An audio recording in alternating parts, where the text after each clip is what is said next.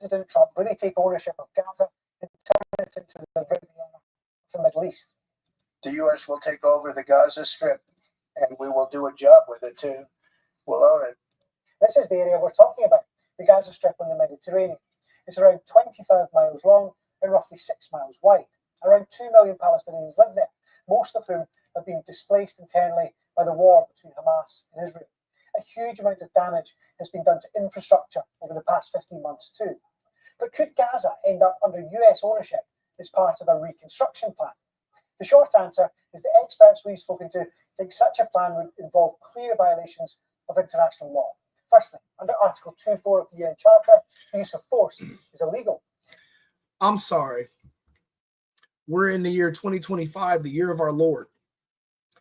What is international law? What is illegal when it comes to international law, and who is going to enforce the law? It is us. We're the United States of America. There is no question if Trump can take Gaza. Question is, should he take Gaza? The answer is obviously he can. Obviously, we have the capacity and we can take countries, but can we rebuild them once we take them? And the clear answer is no. We have a horrible track record of rebuilding nations once we've taken them. I'm old enough to remember when we executed Gaddafi live on television. The richest man in Africa, I watched him perish live on CNN because of rumors that he had used chemical weapons on his people as an excuse, because he wanted to institute a gold-backed currency to purchase oil, which would displace the petrodollar in the region at the time. That's the truth about what happened to Gaddafi, and he died on television. How is Syria looking today? What does the coastline, because that's beachfront property right there in Syria, right? How does it look nowadays? Now, I've heard they're doing slave trade. I've never actually seen proof of one of these slave auctions. I'm sure they have cell phones and video. No one's ever posted, hey, I'm on TikTok.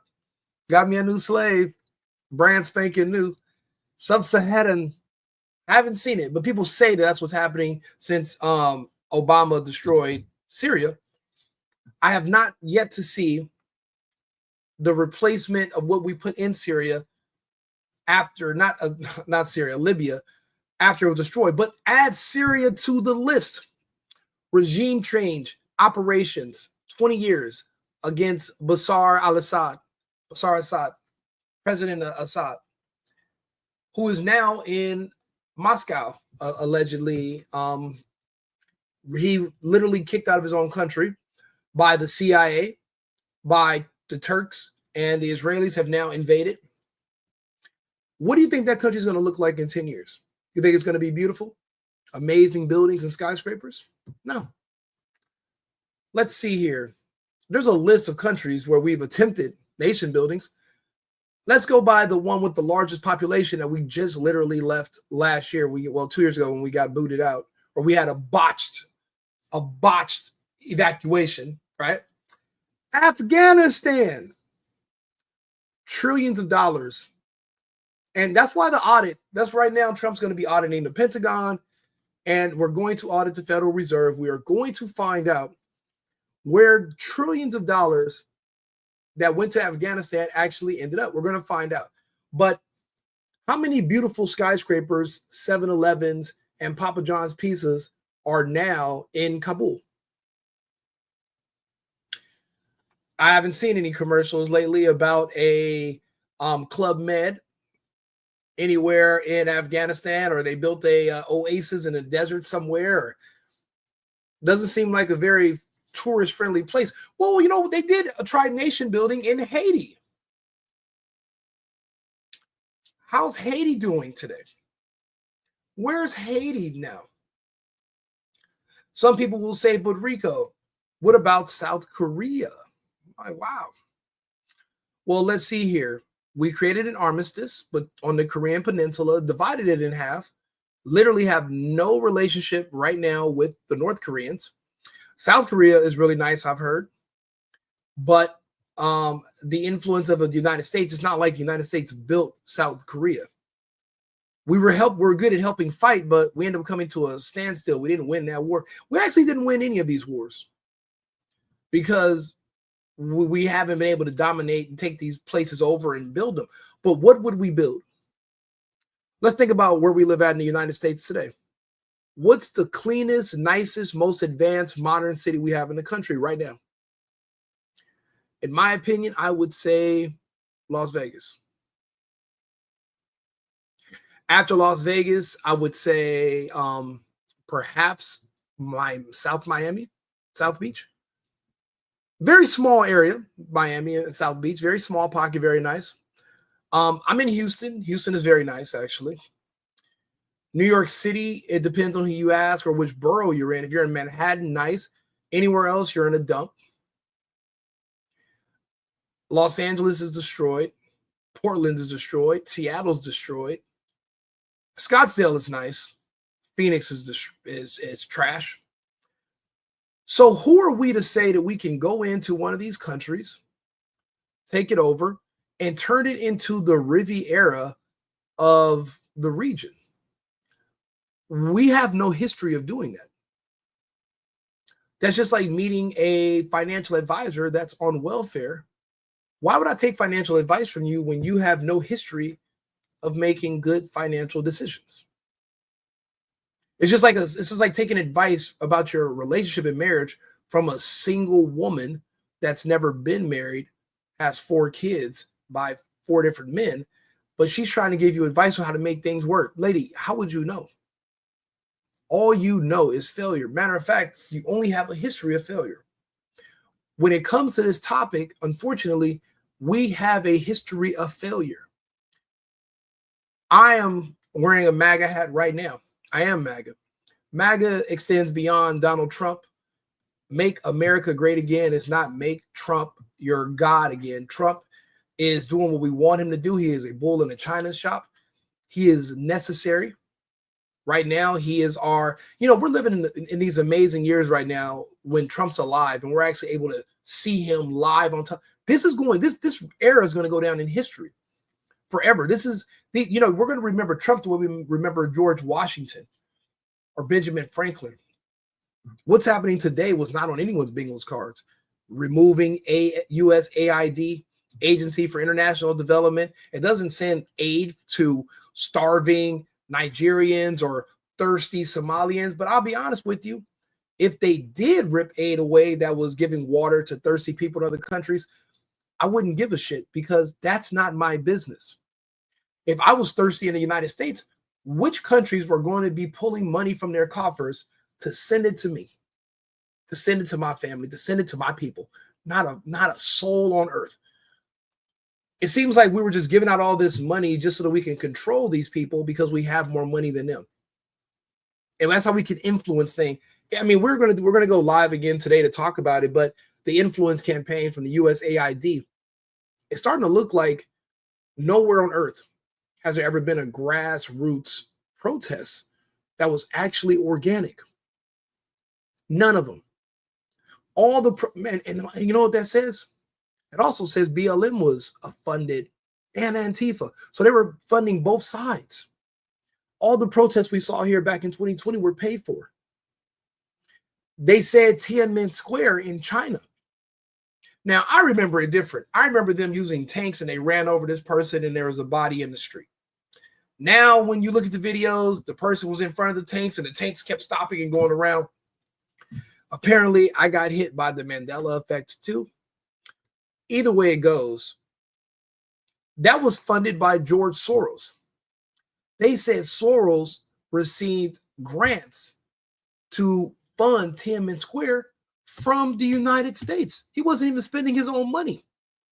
So that means that the United States, our government, not necessarily our elected officials per se, we don't know yet, we're trying to get to the bottom of it, our own federal government was funding our own opposition in other countries. So we're basically waging proxy wars against entire nations and their economies via a proxy, someone like George Soros, which is probably explains to me why George Soros is even still alive. The U.S. has a history of assassination. When a man, especially like George Soros, makes threats against us, why is he still breathing? Now it's because we found out he works for us. Now we're also finding out Jeffrey Epstein was receiving money from the United States as well.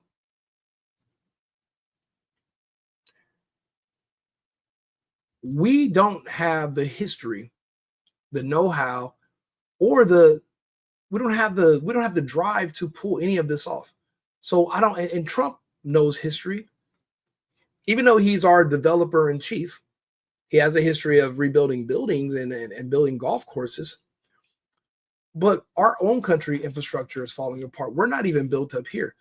And literally Las Vegas is failing because people don't understand. No one wants to go there and waste money gambling anymore. And the entire element that people have been trying to get away from when you elevate in life, they've all left for the most part. They left a lot of the worst areas in Los Angeles and all relocated to Vegas. Crime there is skyrocketing, extremely high. Trafficking. It's not to go visit the Strip, yeah, but anywhere outside of that, it's worthless. And we are thinking about going now. Don't get me wrong, the Gaza Strip is a dump right now. Look at the destruction. But it is, by all definitions, their dump. Now, when we start nation building is one thing, but when we start displacing families and entire ethnic groups, in my opinion, that's not ethnic cleansing. That's more so putting people on a reservation to prevent them from extinction. As of right now, the Israelis are attempting to wipe the Palestinians into existence. And if you're a displaced Palestinian in another part of the world, the odds of you marrying and having kids with another Palestinian when you have people from all other countries to choose from are limited. So your kids are now not going to even be pure bloodline. They're going to be mixed with white or black or Hispanic. So you're not even pure Palestinian no more. It's hard to find two Palestinian people in France that are going to marry each other, or in other parts of the world or the United States, and they're going to just find each other and get married. It's not a guarantee. In this right now in Gaza, it's their people. They're all together. They can literally, there's millions of them.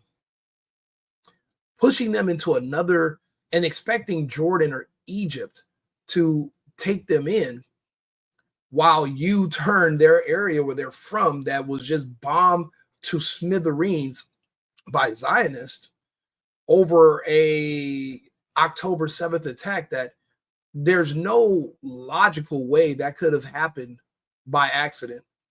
There's no way paragliders are just and their entire security apparatus that is literally the most powerful in the world with their border system while ours is open. There's no way their border system allowed that to happen organically. It was just a whoopsie daisy. That's ridiculous. That's not obviously that was planned to happen too. But has this been the goal all along? To demo, because and I work in real estate. This is I do remodels too. This is a demo job. Right now, they're just doing a demo. They're going to wipe it away and they want to put something new. We don't have a history of successfully doing that outside of our borders. And we really don't have the best track record doing it inside our own borders, not the government.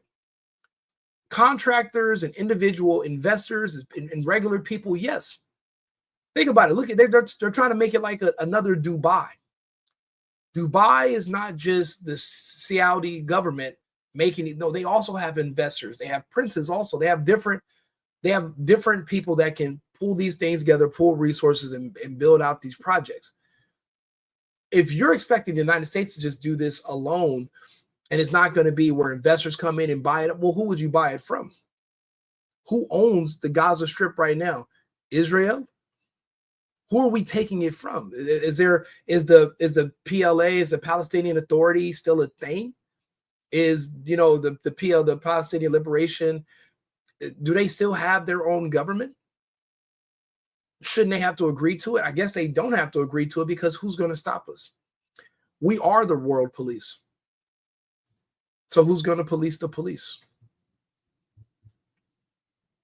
Members agree to refrain in their international relations from the threat or use of force against the territorial integrity or political independence of any state.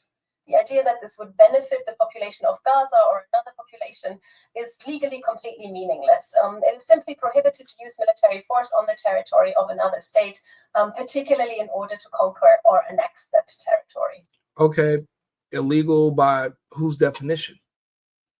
And also, my little ice queen, who has the means to stop the United States? It's hard to see a situation in which President Trump could get agreement for his plan from leaders in Gaza. The Strip is run by Hamas, an armed group designated a terrorist organisation by a number of countries, including the US and the UK. Hamas has made it clear it won't agree to a takeover, calling the plan ridiculous and absurd. The idea of US ownership has also been strongly rejected by the Palestinian Authority, which governs part of the occupied West Bank. Israel can't make the decision to cede territory in Gaza, according to legal experts, who say it has no right to do so as an occupying power. We don't have many details about the specifics of Trump's proposal, but this is what he said about moving residents out of Gaza. I think that if we can resettle, and I believe we can do it in areas where the leaders currently say no. The Geneva Conventions, a set of international law. How is any of this America first? What the fuck? This has nothing to do with us. We have our own battles, our own problems to fight. This has nothing to do with making America great again. None of us are going to go live in Gaza, in the Strip. None of the American citizenry are going to be over there working, doing business, making money. None of us. This has nothing to do with us. Now, if Trump wants to also work his side business as a developer and go in there on his own money, on his own time, and do this as a side project, Trump, go for it. Please, why are you bringing the United States government into this? This has nothing to do with us or the people. We don't want this. We want what you're doing with U.S.A. We want the audits of the Pentagon, of the Federal Reserve. We want AOC and Omar and the rest of those black Democrats that are out there talking crazy, telling people how to skirt immigration laws. We want them all locked away for it because that's illegal. You can't tell people how to break the law. And I mean, you can give somebody legal advice, but can you? You're not supposed to give legal advice because, well, you're not a lawyer. But you can't tell people how to skate the law and think that you can get away with it. There's rules against that. We want those people locked in jail when they break the law. We want these mayors and any of these governors that want to conceal and hide people that are breaking the law. We want them brought to justice. We want you to focus on the United States, America first. And like I always say, America only. In a way, I am an isolationist. I don't believe we should be in all these other countries. For what? And it seems like Trump agrees with Rico, right-wing Rico, because if you look at it, by removing USAID funding, he's removing all the money in all these different countries all over the world. Remember, billions of dollars every year, 50 billion a year was being sent to countries to control all the media in these countries, to pay people to buy flags and pay them to go out and protest and color revolutions and regime change, to the point where when you're watching this on the news, you're thinking, damn, those people over there are oppressed. Those people over there they're outraged. They want change. They want to be better. They want to be American. No, they don't. No, they don't. Obviously, because you got to pay them to go out there to organize but these are not natural. That means it was all fake. That also means that the war in Ukraine, the Maidan coup, was fake. 2014, when they overthrew, what's his name, Viktor Yanukovych, was fake. They paid to overthrow the duly elected president of the Ukraine because he said, I don't want to join the West. I'm not necessarily trying to join the Federation. The Ukraine, we want to just stay neutral. That wasn't good enough for the U.S. State Department and the CIA. So they literally because Russia's a closed society. They can't just throw money into Russia and create these movements. They tried it, and Navalny was put in prison, and he died, actually, in jail. But Russia's a closed society, China's a closed society. That's why they can't tumble those governments. But Ukraine was open. So they put money behind people in the Ukraine. They paid them to overthrow their government. And guess what? The State Department and people in the United States government literally elected and put in charge who they want, built their cabinets, put everybody in there. Her name is Victoria Nuland. She handpicked all the people in the Ukrainian government back in 2014. So that means to tell me that if it wasn't for the Americans funding people to go in there and overthrow and do all these protests, then that means there would have been no protests because nobody necessarily wanted to join the West in the Ukraine. They didn't want to. Because if they did, you wouldn't have had to pay them to go do it. You wouldn't have had to pay them to do it if they wanted to join the United States and join NATO and join the EU. So again, I ask, who's going to police the police? Oh, that's against the law. Whose laws? Well, the United Nations. There is no more United Nations or more. The United States is pulling out. If we reduce our funding, I'll just go ahead and say it. The United States is the United Nations. Without us, there's nothing. There's nothing. There's nobody. It's a waste of your time. You put a suit on, you go in there, you clap around, you eat cookies, and then you go to hell. Without the United States, there are no meetings. There's nothing. Oh, well, what about not the UN, but what about NATO? There is no NATO. NATO's been destroyed in the Ukraine. The Russian Federation wiped. I'm not saying wiped. The Russian Federation whooped the combination of all NATO countries combined. The Ukraine soldiers have all been deleted from the face of the earth for over a year.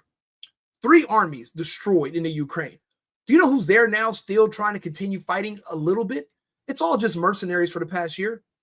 French Foreign Legion, Americans, British, Australians, French, and the Russian Federation is liquidating these men. And they're not even reporting the numbers of how many are gone. It's just a waste. We pulled all our funding from the Ukraine. The Russians, if the Ukrainians can't afford to keep their own land, then it's not their land anymore. It doesn't belong to it. If you can't enforce it yourself, if you can't protect it to hold on to it, it's not yours. To the winner goes the spoils. In the real world, in real life, there are no participation trophies. There's no sympathy that's going to say, oh, you know what, Ukraine, it goes a piece of land. This is for you, for being a good little Zelensky. I saw the video where you can play the piano with your penis. I'm impressed. Fuck that. None of that makes any sense. If you need the United States to help you keep your land, then it's ours. Just give it to us and admit that it's ours. If I got to help you pay it, then it's mine. It's my house. There is nobody above us in the world that can stop us from anything we want to do. Why are these people, and we're funding the BBC, by the way. So I guess we're funding reports that contradict our own goals anyway. It's like we're playing both sides, just so that people don't know that we're playing both sides. We play both sides so that nobody thinks that it's just all controlled by us. But it turns out we control everything. We even control our own opposition.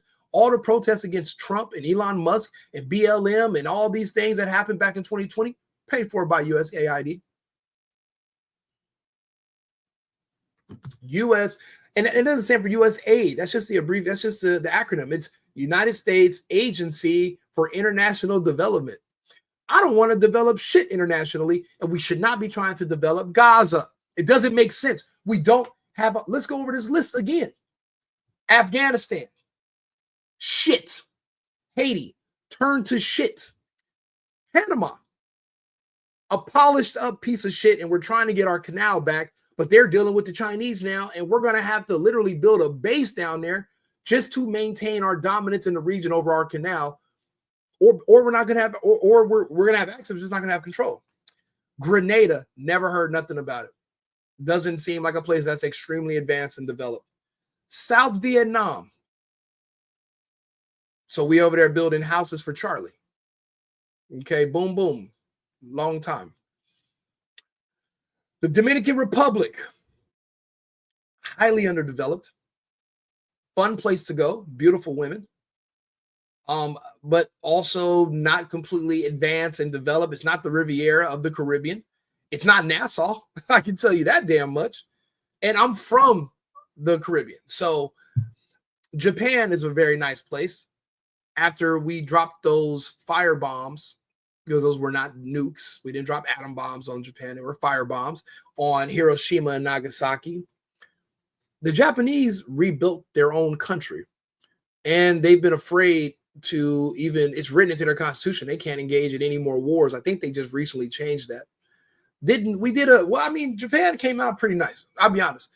Offshore of the United States, besides Las Vegas, Japan is the only place I can say that we have had a hand in their redevelopment of rebuilding their the cities that we destroyed. We didn't rebuild the whole country. We helped rebuild the places we destroyed, 2 cities.